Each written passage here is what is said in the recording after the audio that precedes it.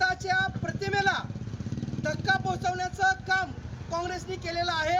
जे इन्व्हेस्ट करायला आले होते किंवा जे आपल्या देशातील कंपन्यांसोबत पार्टनरशिप करायला आले होते, तर त्या लोकांना असं जाणवलं की ज्या ठिकाणी सरकार आणि अपोजिशन भांडत असेल त्याच्यामुळं देशाच्या अर्थव्यवस्थेवरती याचं नुकसान होणार आहे। खूप मोठं नुकसान हे भारतातील स्टार्टअप कंपन्यांचं झालेलं आहे। खूप मोठं नुकसान हे भारताच्या प्रतिमेचं झालेलं आहे। विरोधक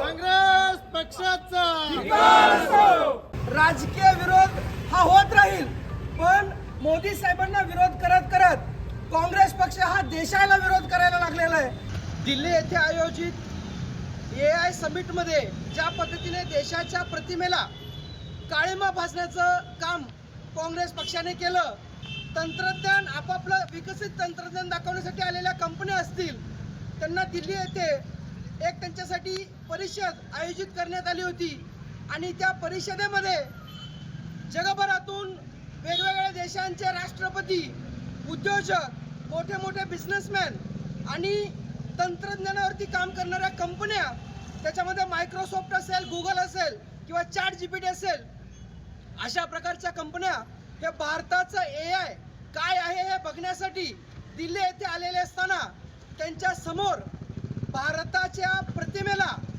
धक्का पोहोचवण्याचं काम काँग्रेसने केलेलं आहे। जे इन्व्हेस्ट करायला आले होते किंवा जे आपल्या देशातील कंपन्यांसोबत पार्टनरशिप करायला आले होते, तर त्या लोकांना असं जाणवलं की ज्या ठिकाणी सरकार आणि अपोजिशन भांडत असेल त्याच्यामुळं देशाच्या अर्थव्यवस्थेवरती याचं नुकसान होणार आहे।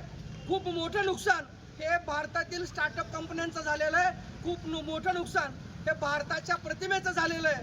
विरोधक बरोबर असतील, आम्ही चुकीचं असू किंवा आम्ही बरोबर विरोधक चुकीचं, हा राजकीय मुद्दा वेगळा आहे, पण AI तंत्रज्ञानावरती आयोजित हे प्रदर्शन हे देशाला एक आधुनिकतेकडे घेऊन जाणारं प्रदर्शन होतं। हे अमेरिकेपाठोपाठ, चायनाच्या पाठोपाठ भारताने सुद्धा AI तंत्रज्ञानामध्ये कूच करावी याच्यासाठी आपल्या प्रयत्न चालू होते, पण आपल्या या प्रयत्नाला आपल्याच देशातून विरोध होतोय। ही खरं तर निंदनीय गोष्ट आहे। हे कृत्य जे काँग्रेसने अर्धनग्न होऊन आंदोलन करण्याचा प्रयत्न केला, खरं तर काँग्रेसने संपूर्ण भारताच्या समोर स्वतःला नग्न करून घेतलेलं आहे। भारत माता की छत्रपती शिवाजी महाराज की AI टेक्नॉलॉजीचं संमेलन आयोजित केलं होतं। या टेक्नॉलॉजीसाठी उपस्थित राहण्याकरता जगातील सर्व पंतप्रधान, राष्ट्रपती उपस्थित होते आणि त्यांच्या समोर हा AI टेक्नॉलॉजीचा प्रसार करण्याकरता भारताची ताकद या टेक्नॉलॉजीमध्ये किती आहे, क्षमता किती आहे हे आपण प्रसारित करणार होतो। पण त्यावेळेस काँग्रेसच्या वतीनं अर्धनग्न आंदोलन आयोजित केलं व आपली भारताची प्रतिमा डागाळण्यात आली।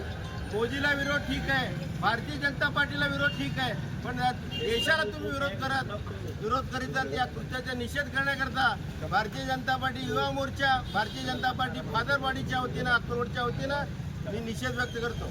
बोलो भारत माता की जय, बोलो भारत माता की जय। धिक्कार असो, धिक्कार असो काँग्रेस पक्षाचा, धिक्कार असो, धिक्कार असो, धिक्कार असो काँग्रेस पक्षाचा, धिक्कार असो।